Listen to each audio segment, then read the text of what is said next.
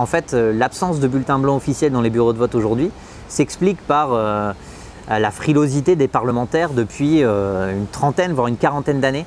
Ça a toujours été retoqué à l'Assemblée parce que les parlementaires, les élus, ont peur de ce qu'ils aiment appeler un effet d'entraînement. C'est-à-dire, on va mettre des piles de bulletins blancs dans les bureaux de vote, donc attention, les électeurs vont être tentés de plus l'utiliser que s'il n'y avait pas de piles de bulletins blancs. Bon, on voit bien qu'il y a une conception de l'électeur qui est un peu infantilisante pour ne pas dire beaucoup.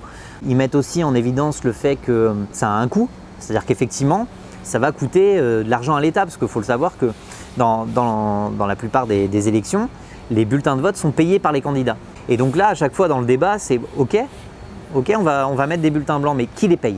C'est une sorte d'alibi pour en fait ne pas mettre de bulletins blancs parce qu'on a peur qu'on les utilise davantage. Et ce qui est intéressant avec la proposition de loi que vous faites, enfin ce projet, c'est que là, on dit dans les bureaux de vote, nous allons y mettre un bulletin blanc officiel. Compter les bulletins blancs dans les suffrages exprimés, ça changerait la conception qu'on a de notre acte de vote aujourd'hui.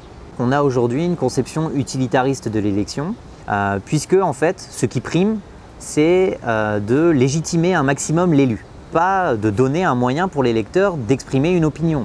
Si c'était ça qui primerait, on ne voterait pas avec des bulletins avec un nom et un prénom. On a quand même une opinion bien plus complexe que cela. Et donc cet acte de vote-là, en prenant en compte les bulletins blancs dans les suffrages exprimés, donnerait plus de marge de liberté aux votants. Aujourd'hui, on a évidemment la liberté de voter ou non, mais on n'a pas la liberté de choisir ou non.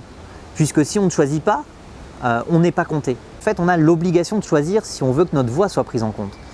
Avec cet article de loi, effectivement, ça infléchirait, entre guillemets, la conception qu'on a du vote et le rapport de domination électorale dans lequel on est. L'élu domine l'électeur, qui fait qu'on a une évolution du rapport à l'élection aussi.